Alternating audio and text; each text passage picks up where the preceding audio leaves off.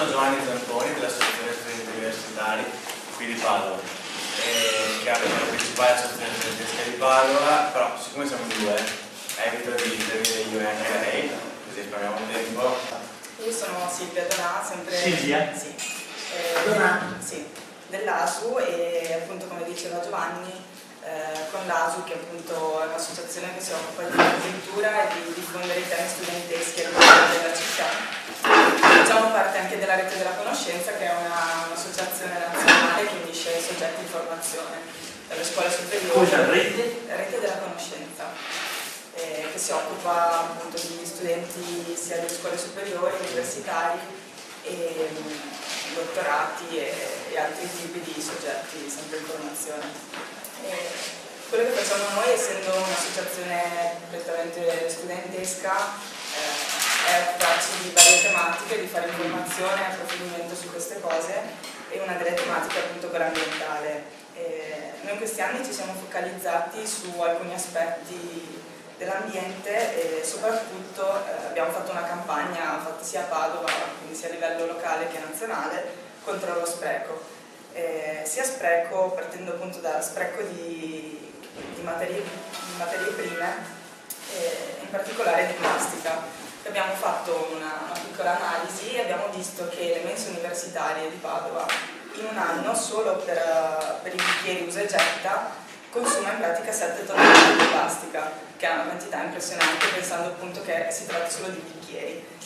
E quindi partendo da questo abbiamo fatto questa campagna che sensibilizzava gli studenti, invitandoli a portarsi da casa oppure prendere uno dei nostri bicchieri che avevamo fatto, appunto bicchieri riutilizzabili di plastica dura, che lo studente poteva portare con sé e utilizzare anche il bicchiere. E lo stesso abbiamo fatto durante il nostro festival studentesco, che dura una settimana in Bolena, dove abbiamo sostituito tutti i bicchieri di plastica usa e getta. Questo perché siamo convinti che si deve partire da piccole azioni concrete, quindi andare a sensibilizzare la singola persona, fare anche un investimento su questa persona e in un certo senso educarla.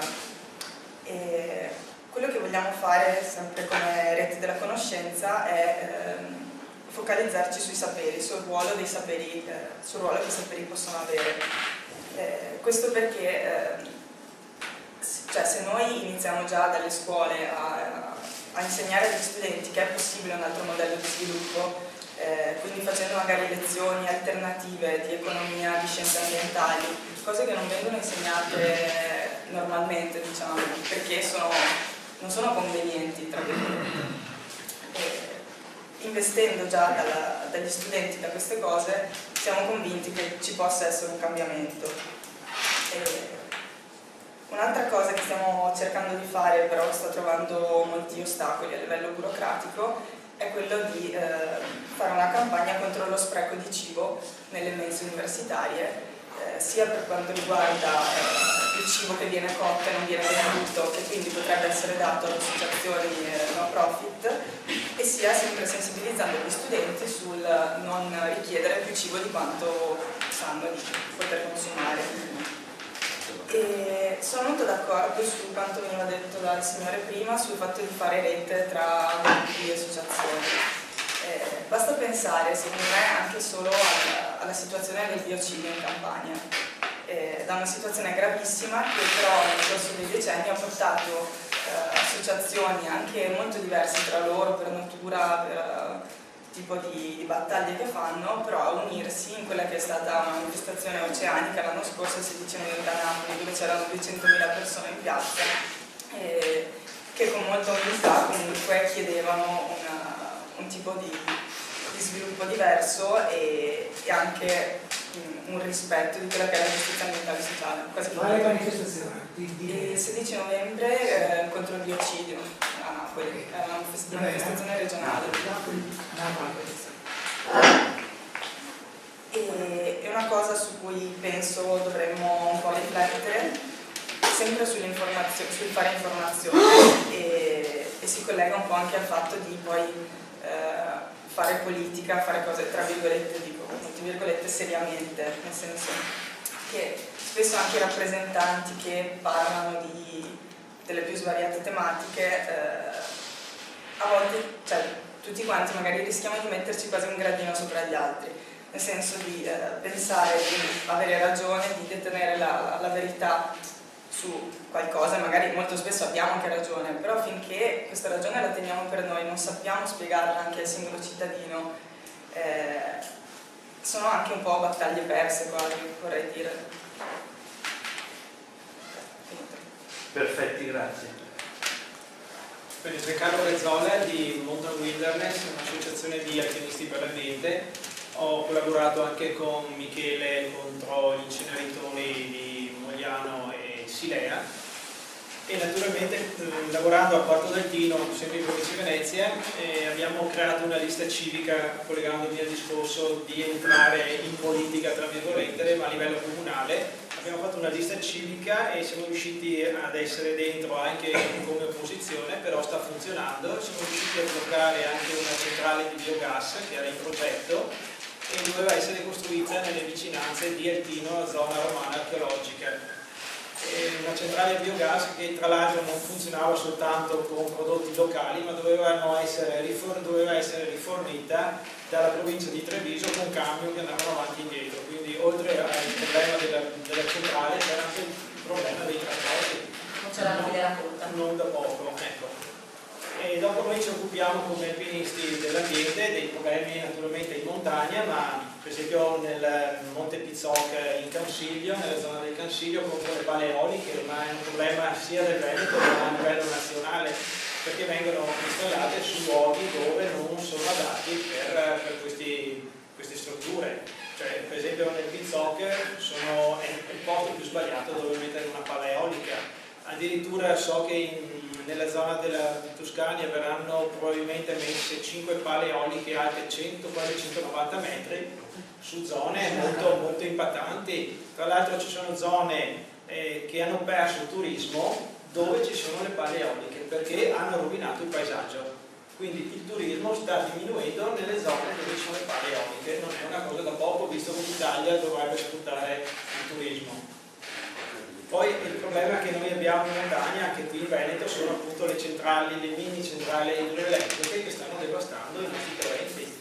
Pensate che solo nella zona del lato bellunese verso la Marmolada c'è ancora, ma stiamo tentando di bloccarla, una mini centrale idroelettrica che vorrebbero prelevare da una cascata che scende dalla Marmolada per intubarla e poi naturalmente ricavare energia più a valle, distruggendo un sentiero di montagna creato ancora dai soldati italiani, quindi una cosa storica. Allora l'Europa fornisce contributi per ripristinare il territorio della prima guerra mondiale e noi andiamo lì e la distruggiamo per mettere i tubi, una rivoluzione veramente pazzesca.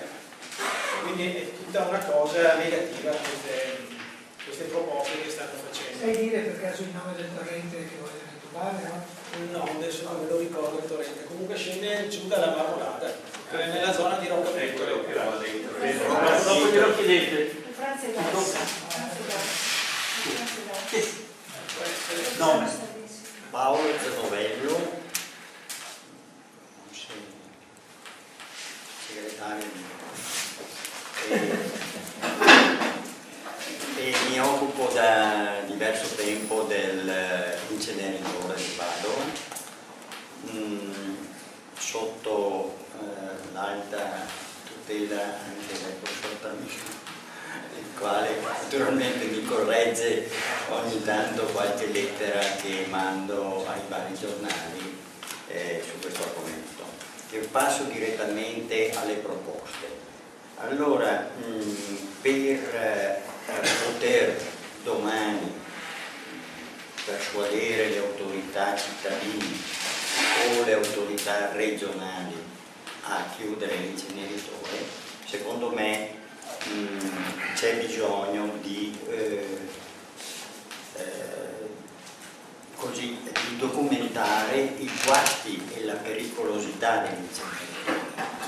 Non è che l'inceneritore faccia soltanto dei danni così dal punto di vista diciamo, di distruggere i rifiuti, perché la distruzione dei rifiuti, anzi il bruciare i rifiuti, vuol dire una distruzione di ricchezza. perché c'era o c'è ancora il centro di riciclo e di riutilizzo dei rifiuti di Vedelago che ha raggiunto praticamente un riciclo e un riutilizzo fino al 98%.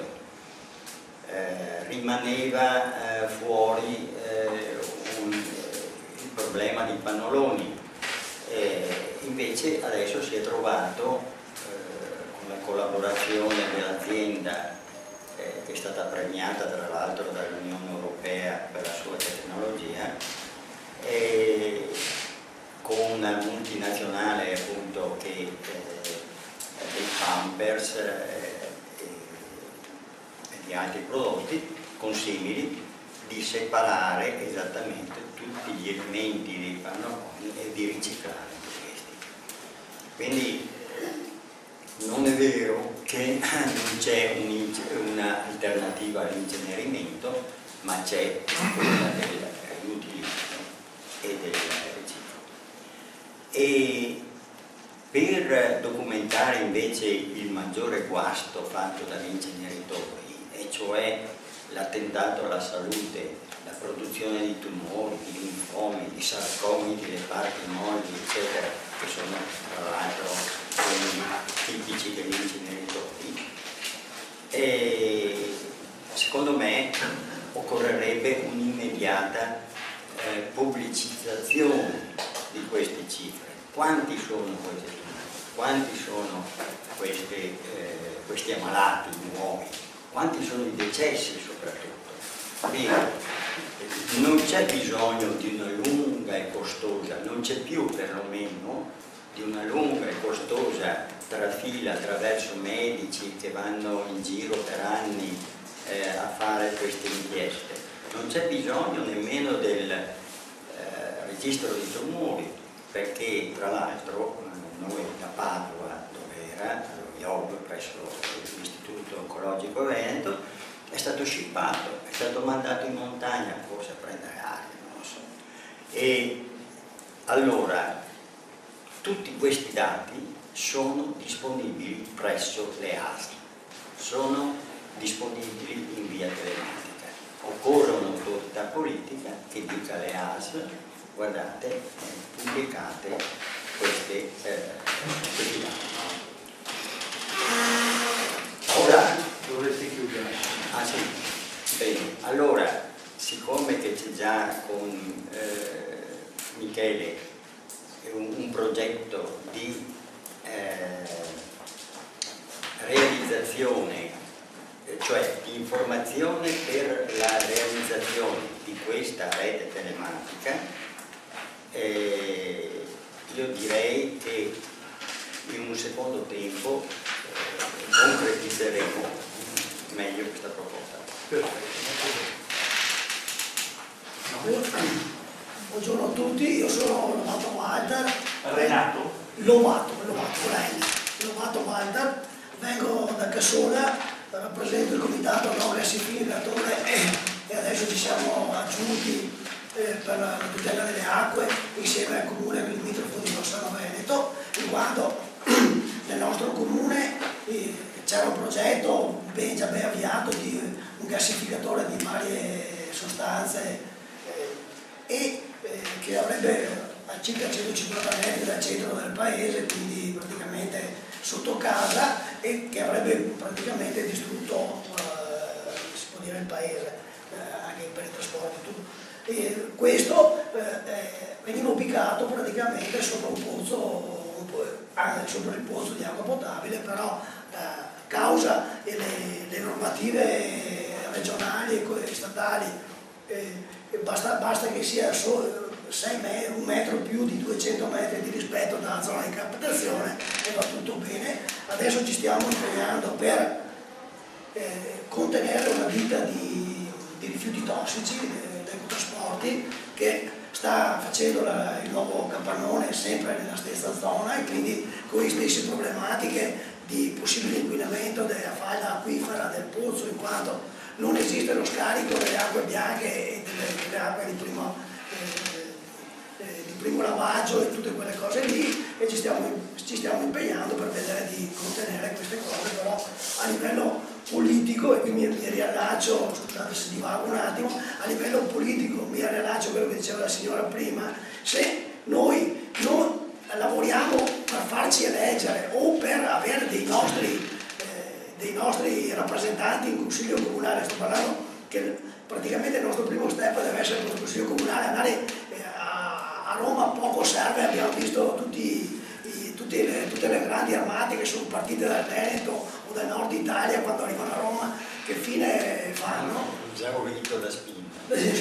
Hanno finito la benzina, e quindi direi, cioè, noi per esempio come gassificatore abbiamo appoggiato la nuova amministrazione che ha vinto a Cassona, quindi abbiamo un canale privilegiato e ci sta appoggiando, stessa cosa con Rossano, con cui abbiamo dei rapporti, a Bassano lo stesso, c'è comunque un'amministrazione molto più attenta a queste cose, quindi se non passiamo attraverso questa rete di base, poi è inutile che pensiamo di andare a prendere il Presidente del Veneto e poi magari cambia qualcosa, perché i gruppi di potere sono sempre molto, molto forti. Ecco, altre due cose, giusto per stare nell'energia, che è un'idea che a me piace moltissimo, però sentivo che ci sono anche delle controindicazioni. Pensare di fare andare ad alcol parte del circolante, per me, almeno in Italia e poi in Brasile sento che ci sono altri problemi, potrebbe essere una spinta a utilizzare l'agricoltura che al momento non è a terra. Bisogna confrontarsi su queste robe dopo il potere. E comunque ci si liberano delle risorse, perché io ho sentito tanti bei discorsi, però tutti vanno a finire sul debito pubblico. Cioè io vorrei capire che se non cominciamo a invertire il discorso, prima troviamo i soldi e poi facciamo, perché io pongo un problema oggettivo, io vorrei mettere i pannelli fotovoltaici a casa mia, me li pagate? Cioè, perché se me li pagate voi, bene, io a tutt'oggi non ho i soldi per poterlo fare e non ho neanche la possibilità, non avendo più un lavoro, di poter fare un mutuo per prenderli, può essere anche se vorrei. Cioè, faccio un esempio pratico terra a terra, perché sennò si parla sempre dei massimi sistemi, ma mi personalmente me ne sono distrutto, perché cioè, con i massimi sistemi non andiamo da nessuna parte. Cioè, io voglio capire, mi parlate di caldaie a induzione e tutto, quando vai da Botola, da chi che sia, e ti domanda 4.000 euro in ghetto, che nata te la do 500. Ragazzi, le paghe sono sotto i 1.000 euro, non è che sono a 5.000, quindi confrontiamoci anche, vogliamo sulle cose che la gente può fare anche se volesse. Cioè, giusto tanto per tornare un attimo, senza offendere, sia chiaro, non vorrei urtare tutti quelli che sono qui, lo so che sono, cioè, è un discorso generale. In più, un'altra battaglia che bisognerebbe fare sarebbe quella sugli imballaggi, perché gli imballaggi, specialmente quelli della grande distribuzione, non è possibile che tu hai, cioè, a prescindere dalla quantità abnorme di imballaggi che ci mettono su un pezzettino grande, il problema è che non sono separabili, o lo stesso discorso per le macchine, per gli elettrodomestici. Tu non puoi, se vuoi smaltirli devi avere la facilità di poterli dividere per poterli poi recuperare, perché questo innesca un ciclo virtuoso. Grazie. Roberto Bruniera, Comitato Ambiente e Salute di Toriese. Dunque io non sono abituato a parlare in pubblico. Questo non è uno siamo noi. Allora, lo scopo principale del Comitato Ambiente e Salute è quello di, nella zona del Vittorio Veneto e comuni limitrofi, promuovere una via distretto. È un problema che si pone perché nella zona molti coltivatori agricoli si sono messi a fare coltivazione di vite del prosecco. Forse solo per questo è che l'uso di pesticidi che viene fatto per, tra virgolette, salvare il raccolto, no? Che in realtà non è vero, pone problemi dopo anche riguardo allo smaltimento dei tralci. Questo è un piccolo aspetto, no? cosa si fa di questi tralci di potatura? Si destinano all'inceneritore, che ne so, per bruciare, vengono messi in biomasse per essere decompostati. È un problema al quale non abbiamo una risposta. Ci sono delle soluzioni anche da parte di professori dell'Università di Padova, non mi ricordo il nome, perdonatemi, che hanno fatto degli studi per poter smaltire questi tralci, ma rimane il fatto dell'impregnazione di pesticida dentro il tralcio della vite, che è un problema serio. Qui vorrei capire se il professor Tamino ha qualche idea di come poter disgregare, se ci sono sistemi per poter che ne so, riportare a elementi semplici la stessa struttura del pesticida. Ecco. Io ho finito. Grazie. Sandro Campagnola, sono qua in duplice veste, nel senso che sono rappresentante, in questo caso, dell'associazione L'Altra Verona per i beni comuni, neonata dall'esperienza del Comitato per il Cipras, quindi ci proponiamo come finalità poi di presentarci alle elezioni di Verona quando saranno le elezioni, per portare le istanze soprattutto dei comitati e delle problematiche del territorio, soprattutto le istanze della devastazione del territorio di Verona in tutte le sue forme.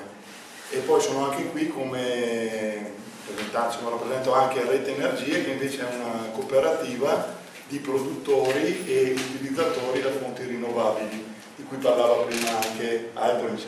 Ecco.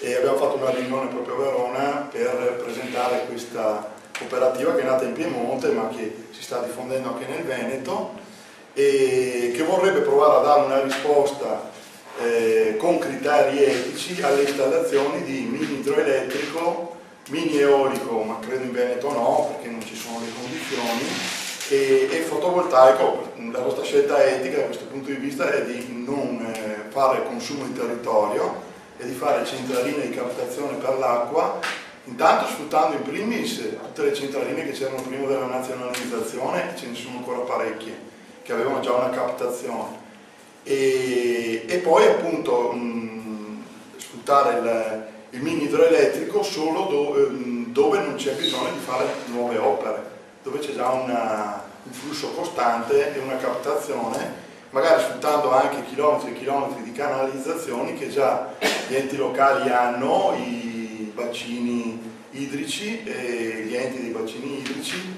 oppure appunto la fognatura degli acquedotti, quindi al minore impatto ambientale possibile.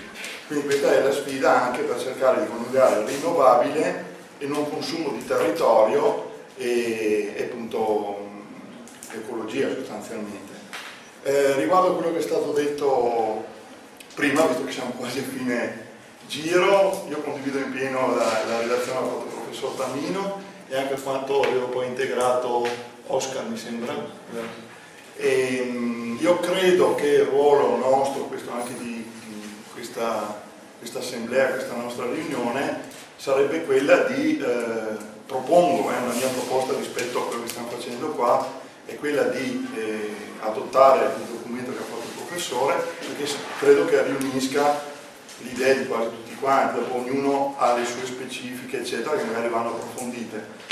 Però per me sarebbe importante uscire da questo incontro, da questa giornata, con alcuni punti condivisi tra tutti i comitati e le associazioni presenti. Un'unica cosa, magari che forse non era evidenziata nella relazione, ma credo per brevità, io credo che la prima fonte energetica sia il risparmio, in assoluto, cioè quello, sì, ma su questo anche la possibilità di creare anche posti di lavoro, cioè attraverso le riqualificazioni energetiche dare la possibilità alle riqualificazioni anche appunto degli edifici di dare lavoro vero e proprio a tanti artigiani che lo stanno anche perdendo, quindi un lavoro che soprattutto ha una ricaduta locale, quindi la possibilità di creare posti di lavoro attraverso il risparmio energetico, che per me rimane la prima energia da creare, e poi appunto quella che manca da integrare attraverso le rinnovabili. Basta, ecco, volevo solo dire questo, poi magari se ci sono altri approfondimenti. Grazie. Sono Martina Camarda e sono qua a titolo personale, però faccio parte del movimento per la decrescita felice del Circolo di Padova e anche Padova 2020, che è stato un esperimento politico che quest'anno si è presentato alle elezioni a Padova, e collaboro anche con il progetto Italia che Cambia, che sta cercando di mappare a livello nazionale, ha iniziato, quindi la mappatura è all'inizio, tutte quelle piccole realtà che si stanno già muovendo nella direzione di un cambiamento per una società più sostenibile si sta lavorando a livello nazionale, però vorrebbe anche scendere a livello più locale. Italia che cambia. Vorrebbe scendere a livello più locale, a livello di regioni, di città o anche vallate, insomma, questo come progetto, giusto per notificare che esiste. E sto anche studiando, diciamo, il tema delle bioplastiche, che è un mondo ampio e che sta crescendo molto lentamente, però purtroppo, e anche lì ci sono le luci e ombre delle bioplastiche. E ho proposto a una piccola azienda che fa stampaggio della plastica di fare questo passaggio, quindi sto studiando questa cosa qui. Sono qui per ascoltare, non ho proposte concrete, però insomma voglia di fare. Grazie Martina. Ti ho già visto, ti ho già parlato.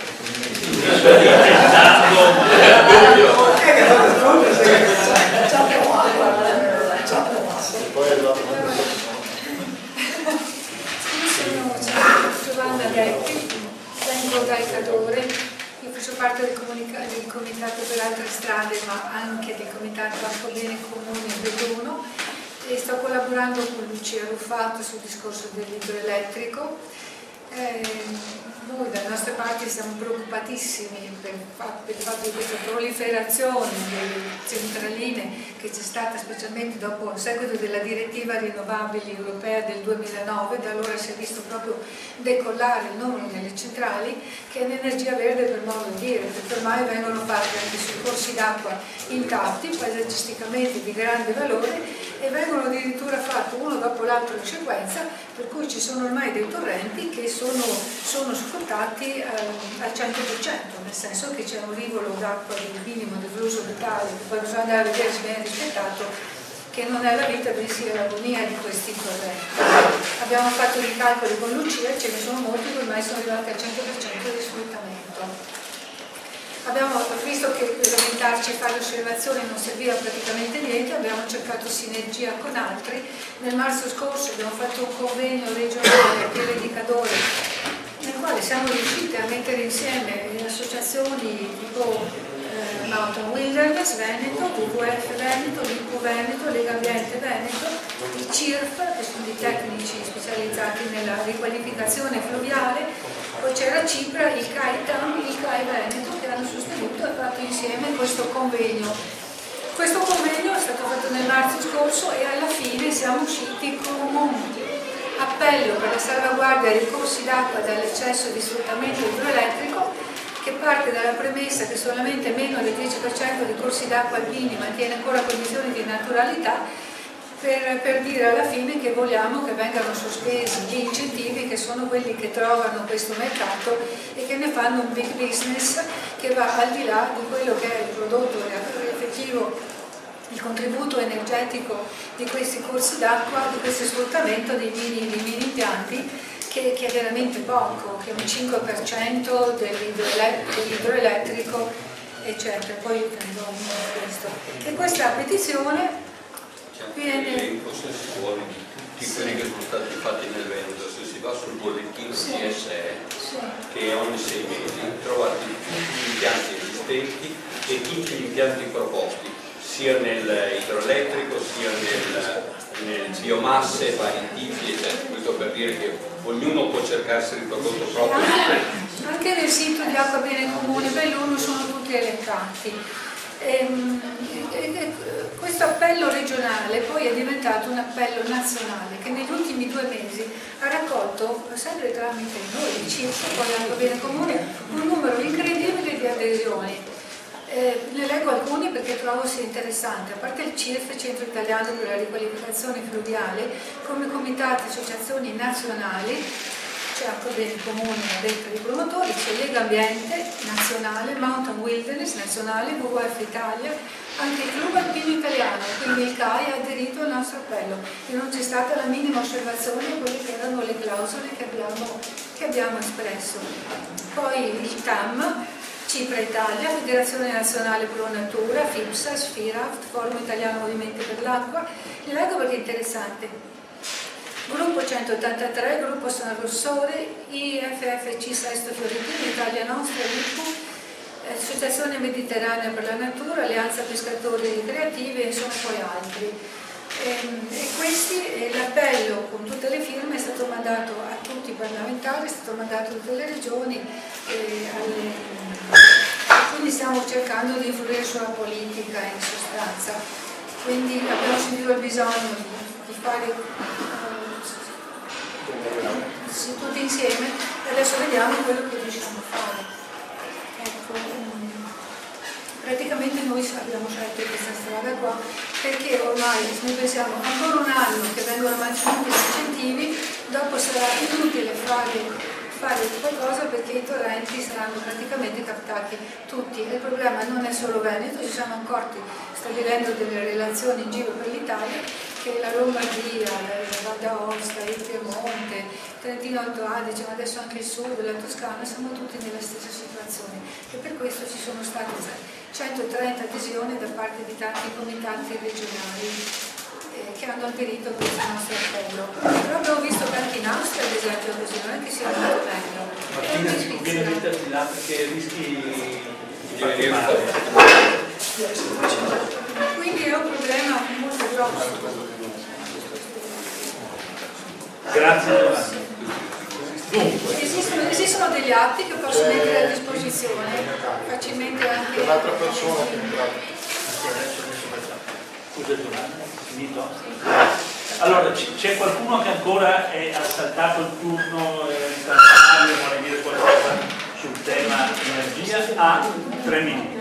Allora, nome e cognome. Giancarlo Cicchinato. Allora, mi presento, non parlo a nome del movimento perché non ho... Quale movimento? Il Movimento 5 Stelle, non parlo a nome di questo, però assieme... Nome e cognome? Giancarlo? Però assieme abbiamo Cicchinato.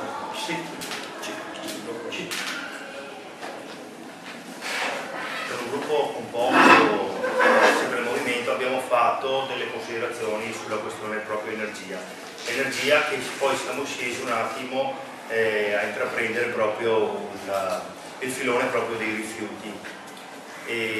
rifiuti, imballaggi eccetera, e proprio su questa fila ci siamo abbiamo dedicato del tempo e abbiamo visto che praticamente la questione è molto intricata sia dal punto di vista normativo sia perché comunque non c'è la volontà, chiamiamo politica così, di riuscire a risolvere questo tema.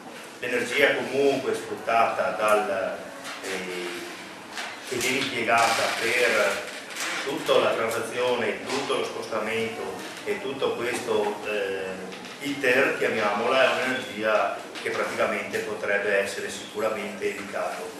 E quindi diciamo che noi l'abbiamo iniziato, stiamo facendo delle proposte, abbiamo dei contatti.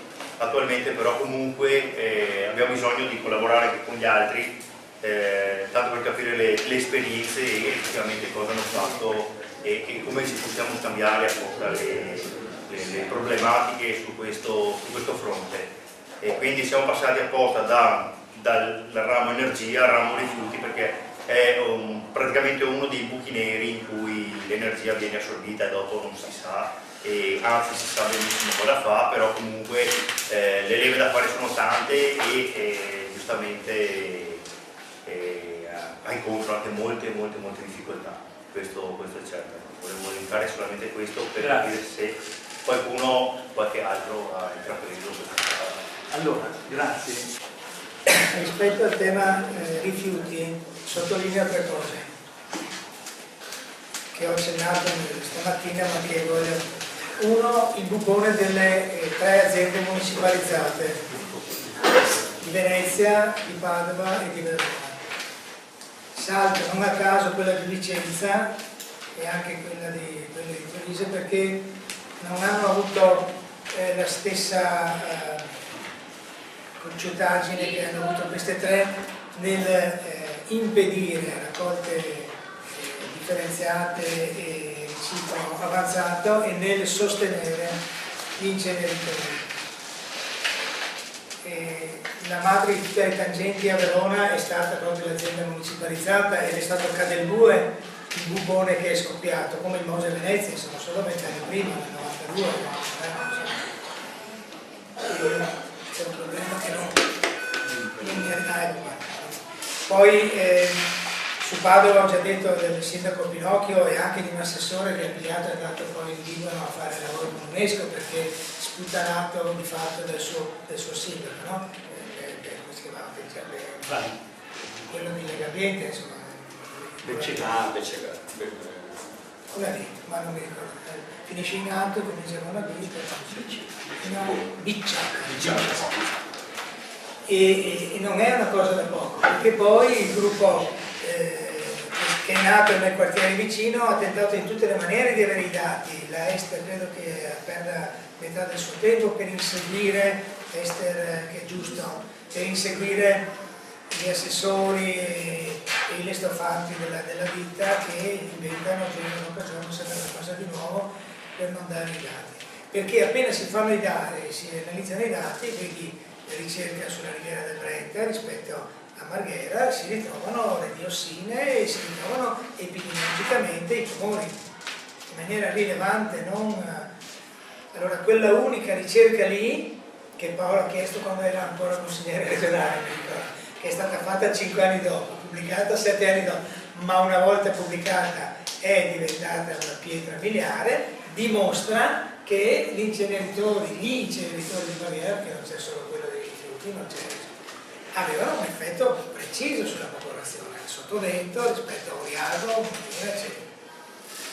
Questa cosa a Padova secondo me deve diventare assolutamente una battaglia regionale. Io l'ho detto per Padova, ma è regionale perché? Perché l'inceneritore di Verona ha fatto il Carachiri da solo, con 1000 sistemi tecnici.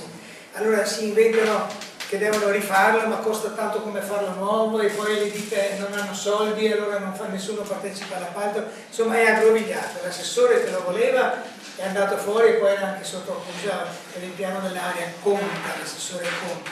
L'assessore che gli è succeduto, Conte, uno di Forza Italia e l'altra Lega, non era veronese, quindi non aveva la spinta di portarlo avanti e l'ha sempre tenuto lì sospeso perché i veronesi glielo chiedevano, ma a lui e perciò il nome c'è ancora nel piano dei rifiuti, ma c'è così, tra coloro che sono sospesi. Dare uno scossone a questa situazione secondo me è possibile e può essere vincente.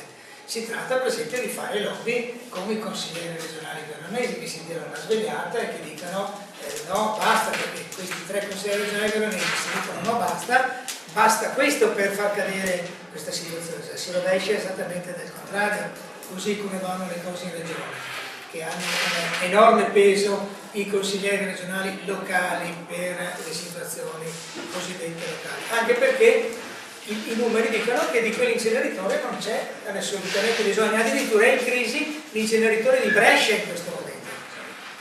È in crisi di astinenza perché non ha cibo, non sa cosa mangiare e quindi va in crisi di costi, perché poi sono come le centrali nucleari, non si possono fermare, stanno comunque a regime e i costi ci sono tutti e non ci sono più ricavi. Porteranno sui rifiuti a Napoli. Allora porteranno, certo, però, e questo era il primo punto che però voglio segnalarlo, perché aziende municipali, anzi sono 2 assieme, aziende municipalizzate e in particolare la questione di Padova, perché Venezia è stato chiuso con una cosa così, nel senso che i rifiuti gli stessi vanno bruciati nell'Enel, un attimo di garanzia in più perché i limiti delle centrali termoelettriche sono un po' più alti che i limiti degli inceneritori, però insomma però ci mangiamo lo stesso, e quindi la cosa è comunque un mezzo imbroglio, però comunque dici l'inceneritore chiuso. Poi c'è Schio, il piccolo Schio, che continua a essere non più tanto piccolo perché l'hanno raddoppiato adesso, e la popolazione di Schio che si è rabatta, che crea un comitato, poi scompare, ne nasce un altro delle mamme contro l'inceneritore, poi scompare anche quello. Io Schio ci sono stato, è una situazione in cui anche lì la politica è una cappa, destra e sinistra assieme uniti per incenerire la città di Schio, con il grande padrino che è l'illuminato del PD, no? Come si chiama? Serra, quello che ha due cognomi, Berlato Sella, unita alla questione che fornisce l'energia all'ospedale che è lì di fronte, uno degli ospedali per aumentare la produttività dell'ospedale, l'ospedale serve a curare, facciamo malati, e unita al fatto che vicino c'è una fonderia che scarica l'acqua. Quindi io metto anche Schio dietro, però Schio secondo me viene dietro perché secondo me le forze per chiudere quello di Padova, comunque per dargli un colpo molto forte, ci sono, ci potrebbero essere, purché si cominciasse, Paolo se non è in testa, a fare un movimento su questo e non lasciare che ci sia un'assemblea del WWF una volta, il comitato del Nord-Ovest, come si chiama, un'altra volta, eccetera, eccetera. Questa è una, e farlo diventare una priorità regionale, insomma, in poche parole. Poi l'ultimo punto è sul positivo, no? La famosa Carla Poli, che c'è, che esiste, che è una imprenditrice che non è una ladra, che ha fatto una conversione di Damasco, erano dei cavatori, ha chiesto scusa, nel posto di una cava ci ha messo dentro i piatti, quindi è una storia anche interessante dal punto di vista così personale politico. Quel modello lì ci viene invidiato in tutto il mondo, perché si chiama modello Vedelago addirittura, ci sono delle riviste che fanno 10 pagine di articoli e lo intitolano modello Vedelago. Perché nel Veneto addirittura il consorzio che è lì a fianco gli fa la guerra, il Contarino, gli fa la guerra. Ok, perché questa gli porta via il lavoro, però lei non è una che ha detto gli porta via il lavoro, è lei una che è andata avanti, facciamo assieme queste cose. Allora anche su questo secondo me, al di là della Carla Poli adesso, ma il modello, cioè tu prendi anche il cosiddetto non riciclabile, che è quel famoso 10, 15, 20% che avanza quando arriva all'80, e che tutti ti dicono, ti ricordi l'ingegnere Morgagni, come si chiamava? Ah no, Magani, che diceva sì vabbè, raccolta differenziata, ma al massimo 10%, e l'altro è 90%, poi diceva ma al massimo il 30% dell'altro, e per tutta la vita continuava a diminuire, adesso dice ma l'altro 20%. L'ho trovato una volta. Continuerà a dire. No, l'ho visto recentemente. Era il capo dell'ambito di Padova, questo qui non è che era l'ultimo legato agli ingegneri, i famosi ingegneri della facoltà di ingegneria di Padova, quei famosi lì, che con la neutralità della scienza sono dentro all'AMIUP, dentro a tutti questi progetti e si beccano una marea di soldi attraverso SEP Pollution, eccetera. Questa cosa, quel 20% lì che poi diventa il 10%, Ponte nelle Alpi, e quindi mettiamoci pure un tetto di 10 dal punto di vista organizzativo, perché ci sono dei costi che non si possono superare poi, no? Per fare l'efficienza della raccolta, quel 10 lì, se vai un impianto del genere, sparisce e rimane il 2, il famoso 98, è quel 2 che rimane da quel 10. Questa cosa qui diventa poi una specie di dentifricio che salta fuori, una pasta che poi diventa plastica, insomma, che poi ci fai questa roba qua, esattamente. Fai le mattonelle, io ho visto lì le cose che fanno di tutto, purché non fai delle cose che stanno proprio a contatto con le persone, insomma, cioè, non forchette da mangiare, non piatti, per capirci, ma tutto il resto sì, lampadari, divani, tutte queste cose. Bene, questo modello qui, che tra l'altro la Carla Poli esporta gratis in Sardegna, a Sassari, in Piemonte, non si riesce a consolidare qui, invece è una battaglia che noi possiamo, perché noi possiamo dire Veneto rifiuti zero, è questo che possiamo dire, che possiamo arrivare al 98% a Veneto, se riusciamo a mettere in crisi le tre multinazionali, multicriteriali delle tre città importanti, poi dietro vabbè c'è Treviso, c'è Vicenza, ma Vicenza neanche è partita, Rovigo è partita pure lei, che nessuno si sognava, pure Rovigo è partita. lo vive all'80% ormai, roba del genere. Mancano solo queste 3 ditte qui. E sono ditte che hanno in giro enorme di soldi. Attenzione, finisco. Queste sono le ditte che vogliono fare la multinazionale con la ERA.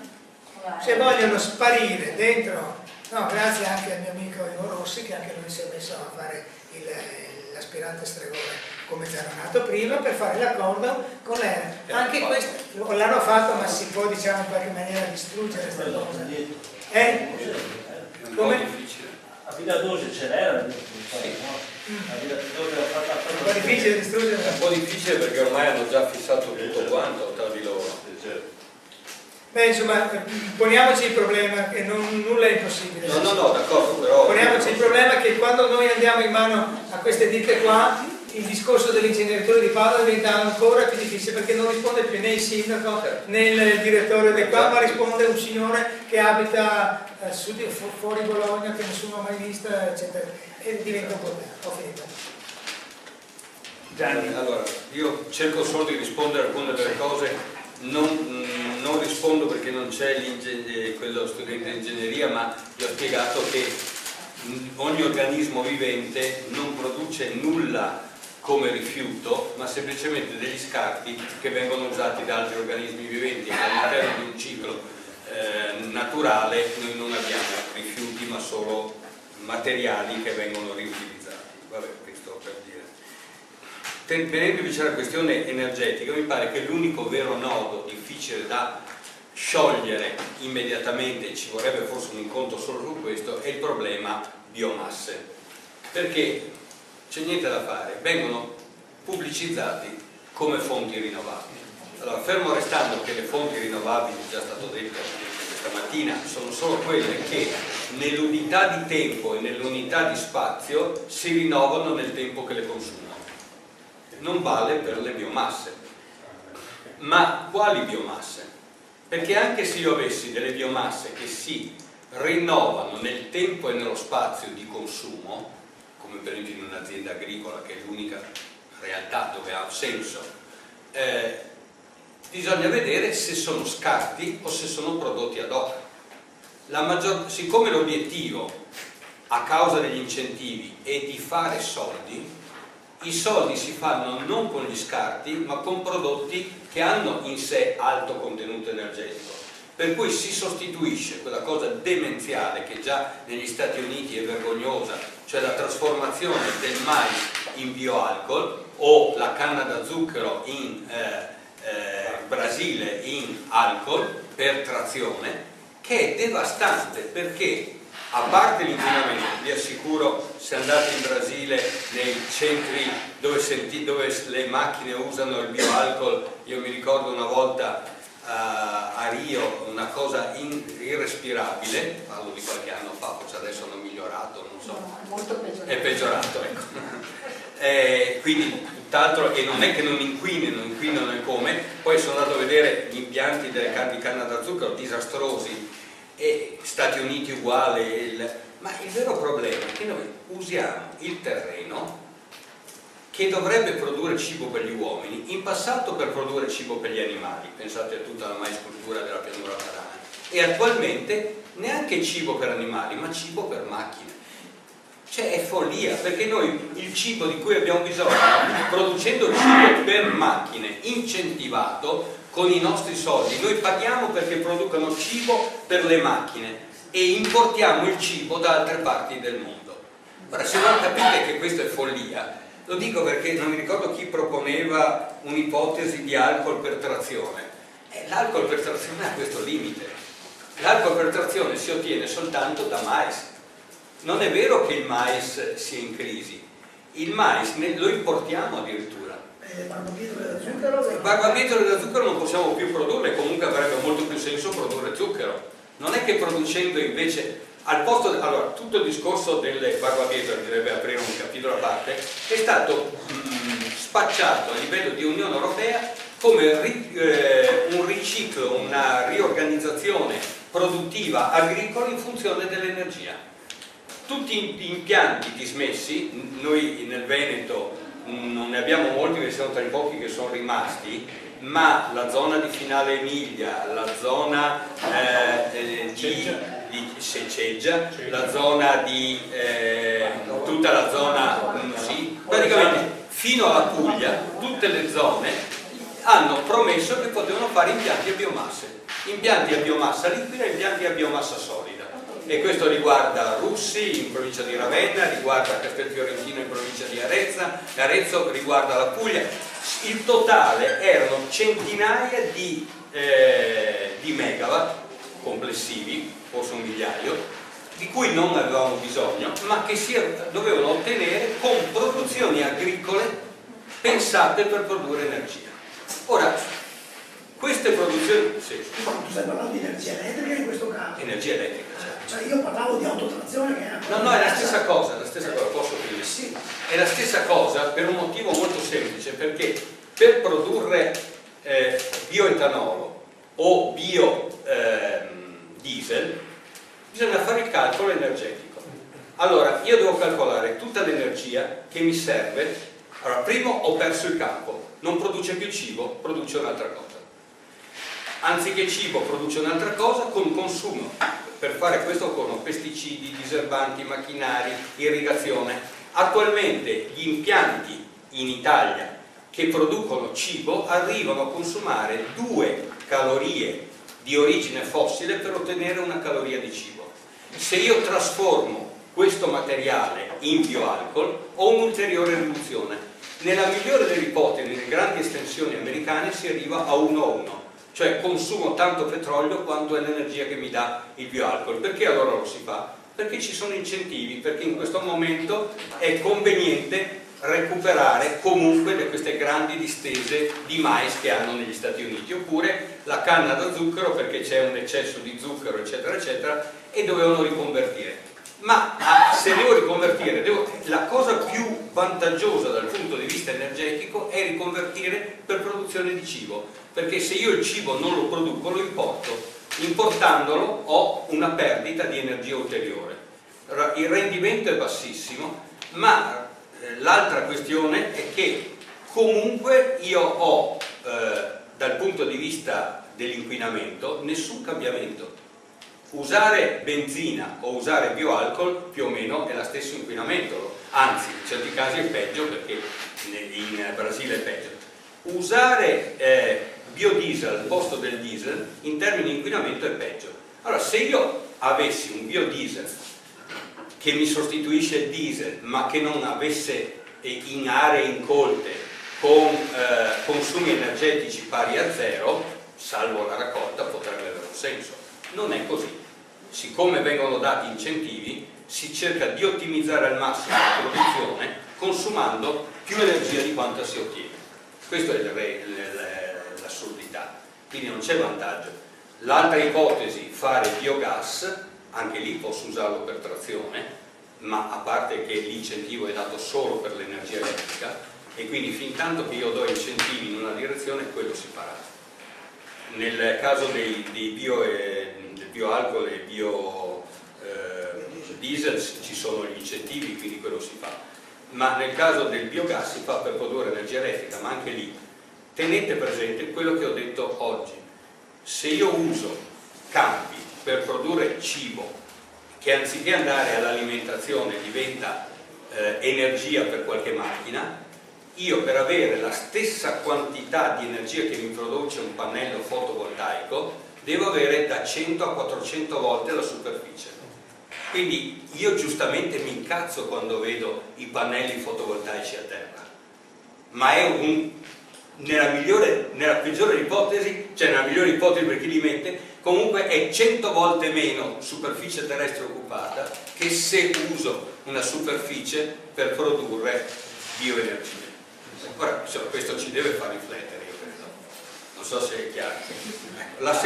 La seconda cosa, in generale però, tutte le fonti rinnovabili non sono corrette perché rinnovabili. Anche quelle migliori vanno sempre valutate come ciclo di vita, se serve, non deve essere solo l'incentivo a stimolarmi e devo vedere se il posto dove li metto ha senso. Perché non solo io sono contrario a mettere i pannelli fotovoltaici a terra, ma sono contrario anche a metterli in case di fregio, perché certi tetti, certe architetture verrebbero, cioè non è che a Venezia mi posso mettere su ogni tetto di Venezia o a Firenze, allora abbiamo bisogno di tutti questi tetti? No, guardate, prendete la lunghezza delle autostrade in Italia, credo più di 7.000 km, prendete il lato più esposto al sole, là dove è obbligatorio mettere le barriere insonorizzanti all'inquinamento, metteteci i pannelli solari, fate il conto di quanto ne viene, c'è già l'esempio della Brennero Modena, e avrete un'idea di una quantità enorme di pannelli, dove posso fare in grandi impianti con accumulo direttamente in autostrada, e addirittura posso produrre eventualmente in futuro, quando le macchine tedesche verranno giù, questo è il motivo per cui l'hanno fatto sulla Brennero Modena, idrogeno per le macchine idrogeno che verranno giù. Quindi ci sono molte possibilità, ma pensate a tutti i capannoni, a tutti i centri commerciali, a tutti i parcheggi di zone non di pregio che posso riempire di pannelli fotovoltaici. Non ho bisogno di spazio, il problema è di razionalizzare. Ecco.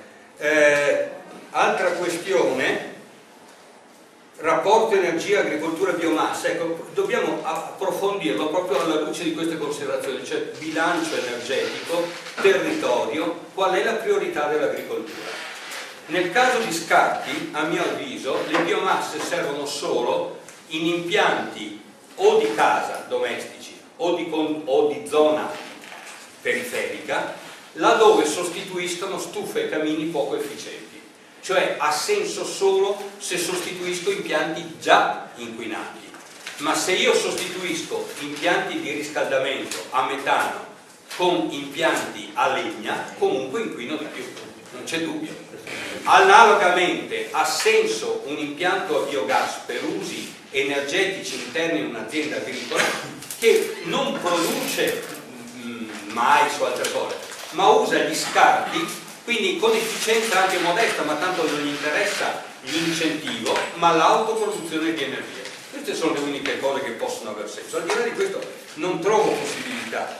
Dicevo però, non solo il fotovoltaico, ma eolico, mini idro, hanno senso solo se ci sono le condizioni. Per esempio l'eolico è possibile immaginare in un'ottica di aree di produzione decentrata e di smart city, smart località, non so, locality come volete chiamarla, non l'eolico verticale, ma l'eolico orizzontale, dove bastano anche quote più ridotte di vento, quindi anche in zone nostre, con piccole potenze. Parliamo di pochi kilowatt, non le palle gigantesche. Quello può aver senso. Il mini idro ha senso solo in ambienti già alterati.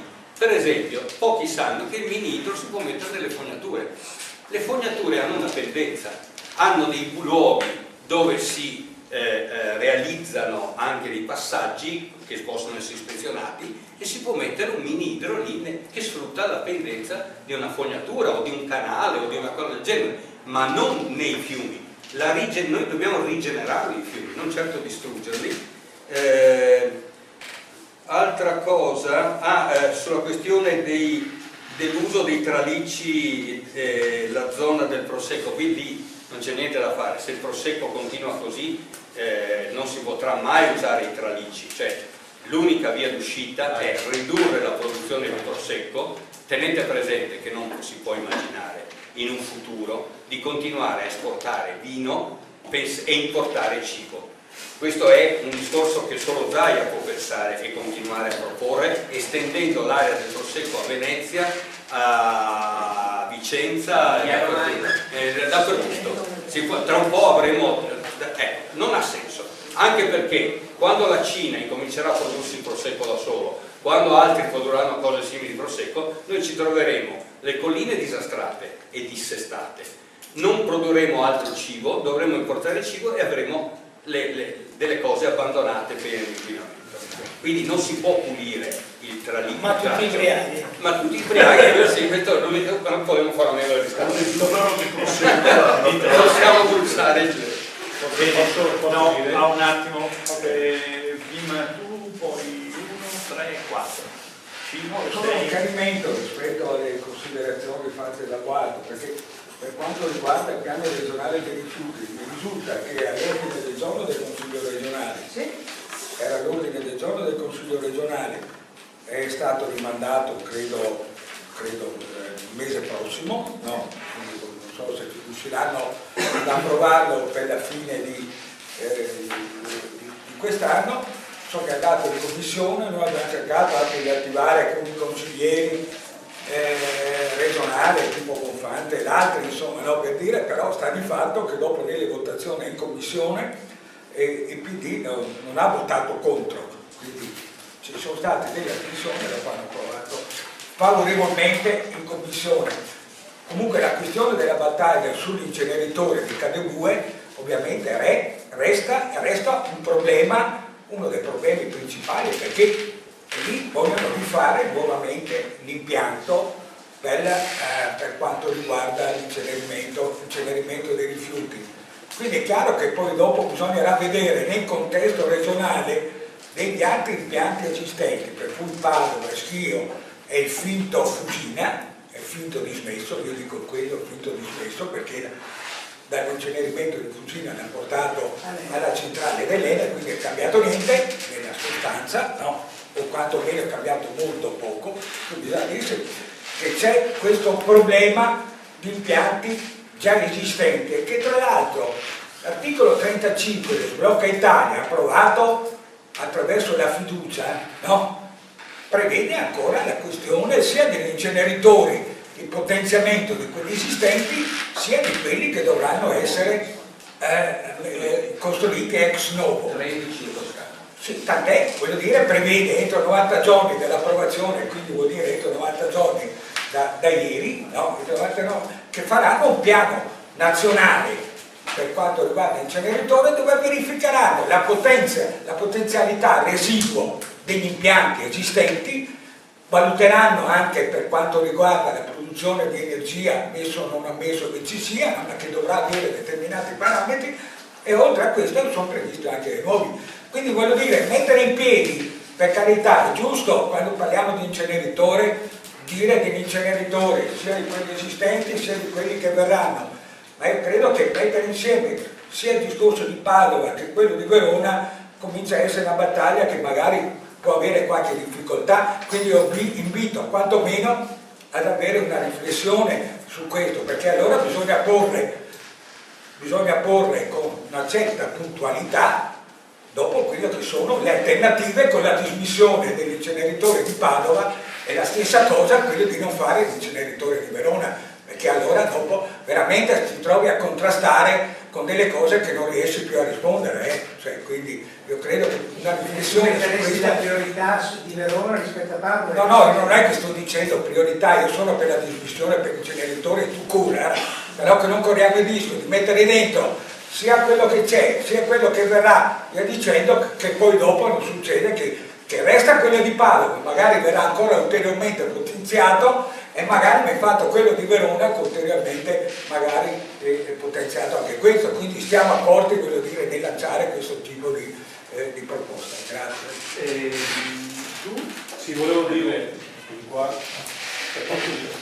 che come comitato Ambiente e Salute stiamo cercando di sensibilizzare con incontri nei comuni, specialmente nei comuni limitrofi di Vittorio Veneto, la popolazione su cosa succede quando si usano pesticidi di fatto per irrorare dei vitigni e anche proporre soluzioni alternative. Esempio, è stato scelto quest'anno la coltivazione della canapa, che è una pianta che viene usata in tutto il suo nella fase campo energetico, perché esatto, è un ottimo isolante, esatto, e proprio per risparmiare energia la canapa è un ottimo. Nell'ultimo incontro appunto c'era un bioarchitetto che ha portato, un biocostruttore che ha portato i mattoni in canapa e cemento con poteri altamente isolanti.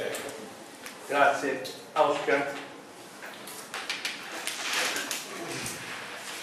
Nell'affrontare il tema, io credo che dobbiamo tenere presente che siamo in presenza di una forte offensiva da parte della Confindustria in direzione della privatizzazione dei servizi pubblici locali.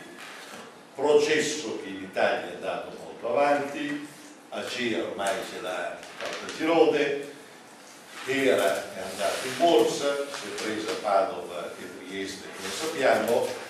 Le aziende pubbliche che sono rimaste nel Veneto al 100% pubbliche, ce ne sono ancora diverse e io sarei, come dire, da un lato per tutelarle e dall'altro per riorientarle.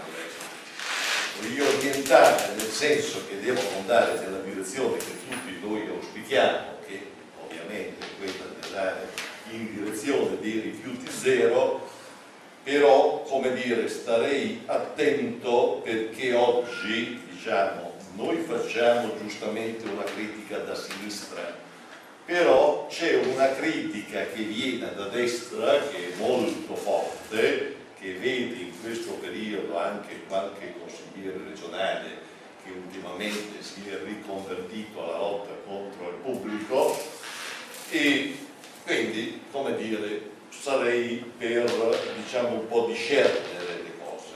In modo particolare le aziende che sono 100% pubbliche, come in mente per esempio Aiello Vicenza, Veritas, Venezia, eccetera, eccetera, che non devono andare sul mercato. Quando dico non devono andare sul mercato, dico che devono essere tutelate anche rispetto agli appetiti di Era, che non a caso era molto interessata a Padova perché gli interessa proprio l'inceneritore, no? Quindi sostanze, insomma, ecco, stiamo attenti su questo punto, io sarei molto per, come dire, averlo presente. In secondo luogo, dalla parte abbiamo l'articolo 35 del cosiddetto Stop Italia che dice giustamente Vincenzo, dall'altra dobbiamo avere occhio, so che questa cosa mi chiede lo Sfugge, sul piano regionale dei rifiuti, perché il famoso emendamento dice che non si fanno nuovi inceneritori fin tanto che non c'è il piano regionale dei rifiuti. Adesso il piano regionale dei rifiuti potrebbe anche essere approvato e dobbiamo stare molto attenti a che cosa c'è dentro quel piano regionale dei rifiuti, e in modo particolare Michele, io so che tu hai una particolare attenzione su questa cosa e ti ringrazio anche per i contributi che ci hai dato. La questione della VIS, della valutazione di impatto sanitario, è un tema, diciamo, centrale che noi dobbiamo mettere dentro, diciamo, il piano come vincolo. Grazie. Don Giuseppe. Sì. Io penso che bisogna sempre fare un confronto tra aree forti e aree deboli. Penso al discorso Belluno, penso anche al discorso del Polesine, dove noi praticamente siamo diventati un po' la discarica, come si diceva prima, sulle discariche e sui fanghi reflui. Quindi il problema profondo per me è che bisogna continuamente e dentro le aree deboli ci sono sempre di più problemi di legalità, e quindi bisogna ritornare a rafforzare i poteri di controllo delle istituzioni che sono corrotte a partire da ARPA. Quindi quando si fa anche il discorso della progettazione, tutto il discorso progettazione, pianificazione, si parlava, bisogna ritornare a pianificare, bisogna sicuramente avere un piano, ma bisogna che ricostruiamo anche le istituzioni che ormai sono marce, sono corrotte, sono cooptate dai poteri forti. Quindi io penso che questo deve ritornare un problema serio, perché ci sono problemi di ecomafie fortissime.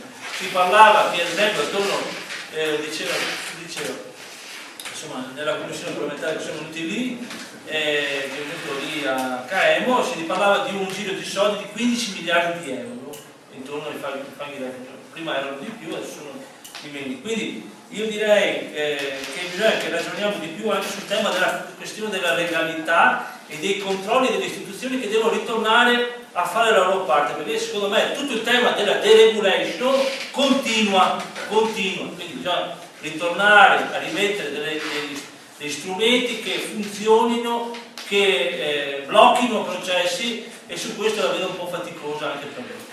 Grazie. Sì, sempre per titoli, ma mi piace e voglio riutilizzare la parola storia. Con Paolo, scusa se ti cito, mi ricordo nel 92 quando abbiamo occupato il palazzo della regione, il consiglio regionale, con la famosa discarica 2B di San Miniano di fiumi speciali. Tu eri consigliere. Cioè voglio dire che a volte perdiamo completamente la dimensione storica, nel senso che un percorso, chiamiamolo genericamente, del movimento rispetto alle tematiche ambientali ma anche sociali collegate, tendiamo a dimenticarlo. Nel senso che esperienze di lotta, di anche strategia se vogliamo, adesso molto meno, siamo più nell'ambito della tattica vorrei dire, ma la strategia, come dire, ce la dimentichiamo. Ci sono già organizzazioni, gruppi, comitati che sono passati attraverso questi percorsi, li hanno attraversati fino in fondo, a volte anche più pesantemente di noi. Cito uno di questi giorni, tutta l'esperienza della Val di Susa non si può dimenticare, voglio dire, però tendiamo purtroppo a focalizzarci sul nostro piccolo, mentre queste esperienze di lotta e anche di proposte alternative, se vogliamo, come dire, devono diventare patrimonio di tutti, indipendentemente anche dalla collocazione politica. Uso questa espressione forte. Per cui, se si tratta di fare proposte, aggiungo a quello che diceva Gianni, i pannelli fotovoltaici non sono le autostrade, pensate alla rete ferroviaria, abbiamo già collegata la rete elettrica e le ferrovie elettriche sono molto più distribuite delle autostrade, cioè voglio dire, le proposte ci sono e non nascono oggi, nascono da esperienze di tanti anni, per cui la storia io non la dimenticherei, come non voglio assolutamente dimenticare i padri dell'ecologia che sono stati quelli che ci hanno insegnato, lo dico a me vecchio, ma dico che ci hanno insegnato prima di tutto le conoscenze scientifiche. Il discorso del ciclo produttivo è fondamentale, se noi dimentichiamo il ciclo produttivo siamo finiti. Secondo, è andata via, la milanese col cognome dell'Est, diciamo così. Ha posto una questione indirettamente che è fondamentale. Noi parliamo di energia, c'è tutta la questione Ucraina, Russia, metano. E là cosa facciamo? Ci dimentichiamo. È in corso di discussione attraverso vie sotterranee, segrete forse, TTIP o TTIP,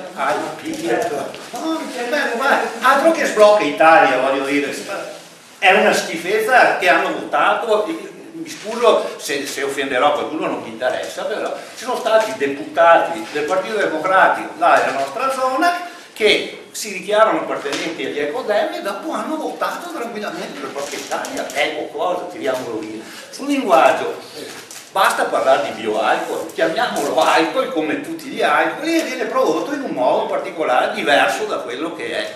E quindi dopo andiamo a vedere il ciclo produttivo intero.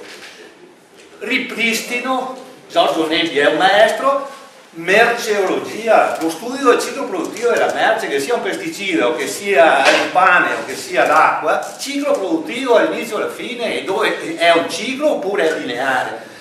Prezzo, stesso discorso, la campagna per la non privatizzazione dell'acqua è stata esemplare da questo punto di vista. Pensate a tutti i libricini che sono usciti con, cito solo questo esempio, marchi, società produttrice, la Nestlé quanti marchi produce, cioè siamo all'interno, come dire, di una dimensione globale che però tendiamo spesso a dimenticare perché ci focalizziamo troppo su. Ultima cosa, noi come movimento, mi metto dentro il movimento, abbiamo una grande capacità di essere fantastici a volte, nel senso che le soluzioni a dei problemi reali le riusciamo a trovare anche in forma semplice. Quindi l'esigenza della rete che mette in comunicazione tutte queste esperienze, magari noi stiamo qua perché siamo così importanti a comunicarci tra di noi. Oggi con un clic sul computer, internet, riusciamo a distribuire. Bevi a Pistoia la sentenza sui pesticidi dell'altro giorno. Voglio dire, cioè stiamo presto, l'importante è che queste informazioni circolino. Grazie. Quelli della zona di Vittorio Veneto. Abbiamo saputo. Dunque, se io fossi l'allenatore della squadra che c'è qui dentro, intanto vi vedrei molto agguerriti, però vi vedrei bene come difensori. All'attacco non vi vedo tanto, nel senso che arriviamo sempre piuttosto tardi, mi metto dentro anch'io perché mi metto in campo anch'io, c'era già un altro, e all'attacco non siamo molto bravi, quindi anticipare queste cose con gli strumenti di partecipazione, con gli strumenti che sono democratici, significa evitare un sacco di fatica, un sacco di spreco di energia, ci sta benissimo, quella è la peggiore, la più difficile da gestire, che è la nostra. Se noi non sappiamo sfruttare queste fasi che sono la partecipazione dei PAT, la partecipazione dei PAES, la partecipazione alla creazione di strumenti, piano energetico, gestione di queste cose, perdiamo già, abbiamo già fatto 4, 5 autogol, che recuperarli è impossibile. Quindi bisognerebbe avere un po' di motivazione per cercare di capire che l'energia, nella mia visione, non è un flusso di kilowatt che passa dentro un filo, dentro una caldaia, ma è un servizio, è un benessere, è star bene con la mia casa, con il mio condominio, con la mia famiglia. E io ho bisogno di questi servizi, ho bisogno di questo, mi deve portare del benessere. E se io lascio andare anche di pochi centimetri questa battaglia, mi trovo che sono sempre nelle retrovie, quindi devo anticipare assolutamente, devo avere questi processi che devo portare avanti di 10 anni, quindi ci vuole molta previsione degli scenari possibili. Io sto cercando di lavorare in questo senso qua e ho già trasformato la visione dell'energia non in una visione di kilowatt, ma in una visione di benessere. Io chiedo questa cosa, vi chiedo di fare attenzione su questo. La battaglia che facciamo quando si fa un PAES è una battaglia difficile perché si va a toccare tantissimi interessi, però se io avessi anche due di voi che mi danno un consiglio da portare quando si fanno i confronti, io sarei contentissimo. Molto spesso mi trovo a ragionare quasi da solo. Ecco, per cui vi chiedo di gestire prima questi processi. Riesci a litigare con te stesso oppure allo specchio? Avendo seguito invece quelle che ho preso da loro. Permettimi, come potremmo difenderci ad esempio se passano questi accordi commerciali che rendono in questo periodo la Regione Veneto obbliga la revisione dei PAT con il piano commerciale. C'è una legge. Non può fare niente per trattare. Se tu cominci a dire a livello comunale io posso fare una scelta di favorire piuttosto che quello, piuttosto che quell'altro, i gruppi di acquisto, eccetera, sono tutte cose che possono, come dire, dentro il mio piccolo orticello conterranno qualcosa, però io li alimento, creo una permacultura locale. Cioè, io credo che questo sia un buon sistema. Poi arriverà anche la Coca-Cola, ma se mi arriva la bevanda, la birra del mio amico, io lo preferisco. Dopo ti metto. Ok, quella è una parte, ma se io faccio un piccolo 1%, con il suo diventa il 2%. Ho perso tutto. Chi è che tu avevi chiesto? Chi tocca? Allora, se li fate tu. Allora, abbiamo cercato nel nostro percorso di capire come mai non viene mai coinvolto il cittadino in tutte quante questi cambiamenti, no? Allora, premetto che col Consiglio di Bacino e con Zappalordo ultimamente a Venezia ce l'abbiamo un po', visto che Venezia è presa su questo sistema, anche perché, faccio parentesi, anche perché dopo diventa un po' meno controllabile, mentre prima Veritas va bene, poi in maniera si poteva fare, controllare, era molto più vicina, adesso con il Consiglio di Bacino probabilmente la situazione sarà un po' diversa, soprattutto votata da Zappalordo che non c'entra niente, è Gio Romano che entra qua e mette il suo ok, che non interpella nessuno, quindi in questo caso è una delle cose che dà fastidio. Un'altra cosa, allora, abbiamo un si era fatto delle considerazioni proprio sulla normativa con cui si compone il sistema e come si compone la tariffa, no? Quindi ci sono dei costi variabili, il GDPR è il 158 del 99, dei costi variabili e dei costi fissi. Su questi costi fissi praticamente sono i costi che diciamo che le strutture che fanno questo tipo di mozione, raccolta rifiuti eccetera, metodo di spazzamento strade eccetera, cioè quanto mi costi là. E i costi variabili praticamente non sono altro che la raccolta differenziata, però è un concetto di raccolta differenziata diversa, cioè la raccolta differenziata è qualsiasi cosa che, ipotesi, a noi non serve più e di conseguenza consegniamo all'ente, no? Che può essere per esempio la sedia, e questa è la raccolta differenziata, la plastica della sedia, la plastica del tavolo, questa è la raccolta differenziata. La raccolta degli imballaggi è tutt'altra cosa. Molte volte si confonde l'imballaggio con la raccolta differenziata. L'imballaggio è già un prodotto, comunque tutti quanti pagano lo smaltimento, sia il produttore che chi acquista. Molte volte le municipalità considerano questa raccolta differenziata. Ecco che ci mettono i nostri bidoni e noi prendiamo il nostro scatolone e lo mettiamo lì sul nostro bidone, e naturalmente la municipalità, attraverso CONAI eccetera, che sappiamo veramente un po' tutti quanti la storia, ci dicono sì, avete fatto la raccolta differenziata e bravi, vi diamo i soldi indietro. No. Allora, in questa normativa 158/99 ci dice esattamente che quei costi devono essere assorbiti dal CONAI e basta, cioè io ho lo scatolone che mi viene preparato, benissimo, quello scatolone non deve essere messo nel piano finanziario delle nostre aziende, perché quello è già stato pagato, quello è un costo che comunque non deve entrare nei piani finanziari, altrimenti è normale che i piani finanziari aumentano. Questo è il fatto che comunque non riusciamo a leggere questi piani finanziari e non riusciamo comunque a quantificare queste cose. Vorrei dire quindi che il beneficio della raccolta differenziata è di pochi, quindi del comunale soprattutto, o dell'azienda che, perché naturalmente questi hanno valore. Abbiamo provato ad andare nel territorio con chi effettivamente recupera questi materiali, e nel nostro territorio ne sono tantissimi, quindi non servirebbe a fare centinaia di chilometri. Cioè, se mettiamo in testa che faccio una borsa della plastica, una borsa della carta, questi prodotti vengono messi e gestiti dalle borse, quindi chi vale, se questo pacco vale, entra in borsa e viene, cioè non deve esistere questa cosa qua. Questa cosa qua deve essere gestita dal territorio, perché le aziende le abbiamo. Giancarlo, perdonami che abbiamo quello che volevo dire era proprio questo, che dobbiamo anche valutare, naturalmente se possibile confrontarci o scriverci su questi piani finanziari, che è una cosa molto interessante. Dopo per Venezia siamo preoccupati per sta bioraffineria, scusatemi, ma questa bioraffineria che la mana in realtà non è altro che una perdita che Eni ha fatto per i vari gasdotto, Russia eccetera, e che adesso noi dobbiamo subire questa perdita, per chi non lo sapesse. Purtroppo non è una mana, anzi è una condanna anche dal punto di vista economico. Come l'economia verde, la green economy.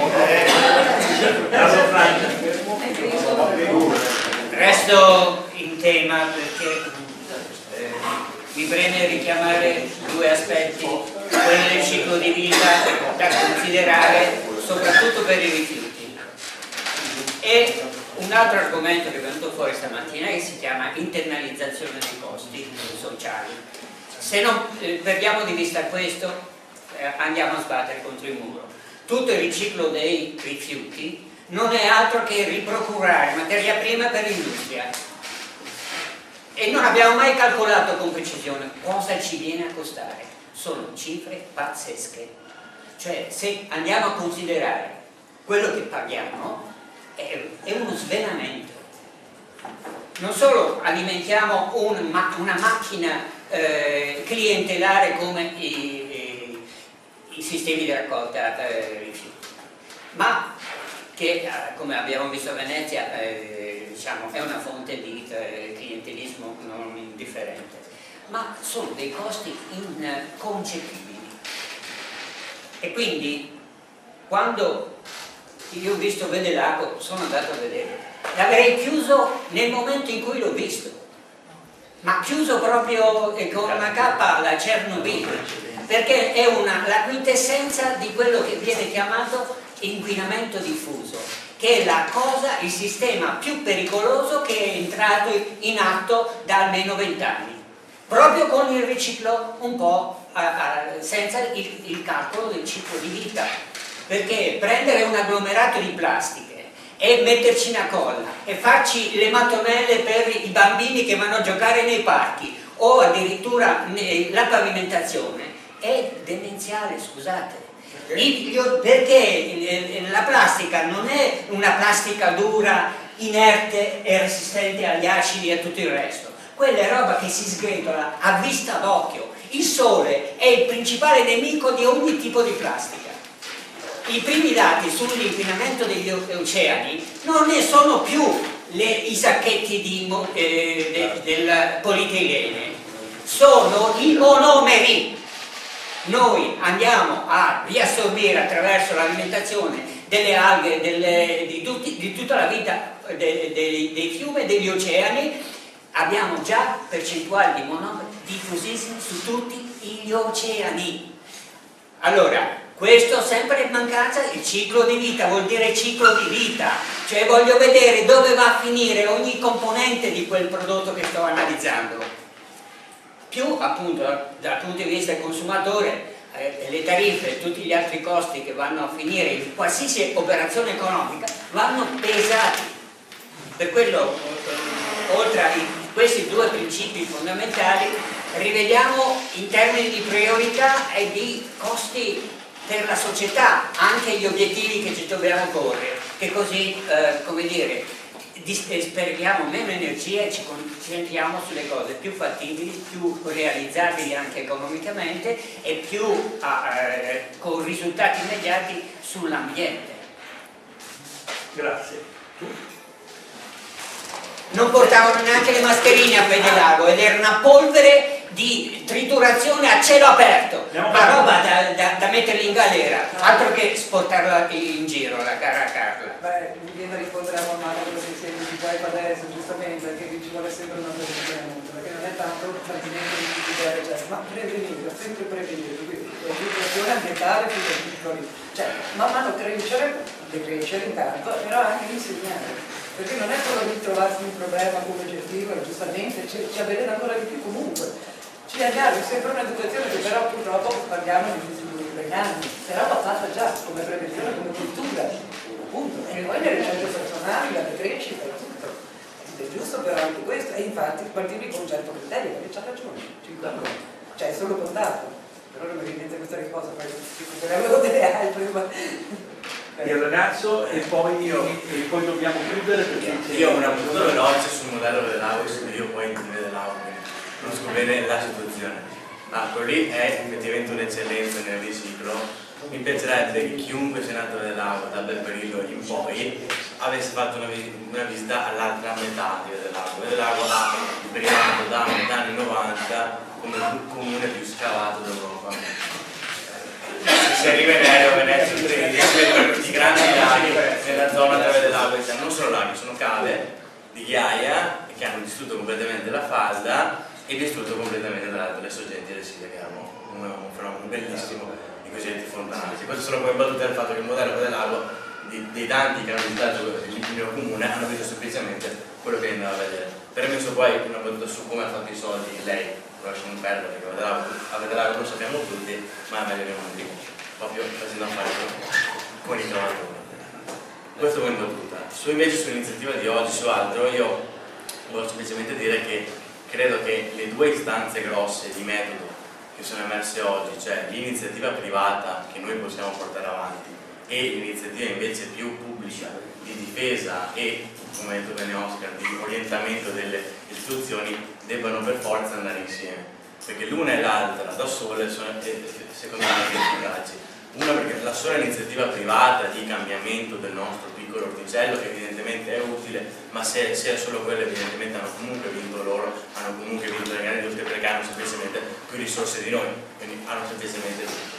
e l'altra è chiaro che la semplice difesa o l'orientamento delle istituzioni ormai non basta più, perché evidentemente se le istituzioni sono state svuotate di potere non basta semplicemente fare quello. Quindi le due iniziative non solo possono coesistere, ma credo che l'unica via sia una sinergia ottima di questi due approcci. Ti ringrazio. Allora adesso c'è un momento un attimo delicato, perché dobbiamo andare da basso, dobbiamo interrompere questa discussione che secondo me è stata straordinariamente ricca.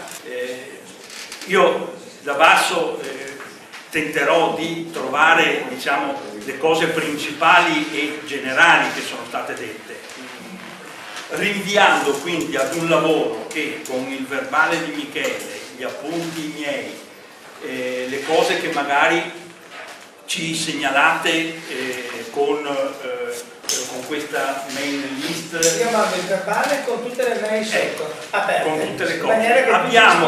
che Abbiamo qualche giorno fino al 20 dicembre per riuscire a organizzare, diciamo, una cosa un attimo più rispondente della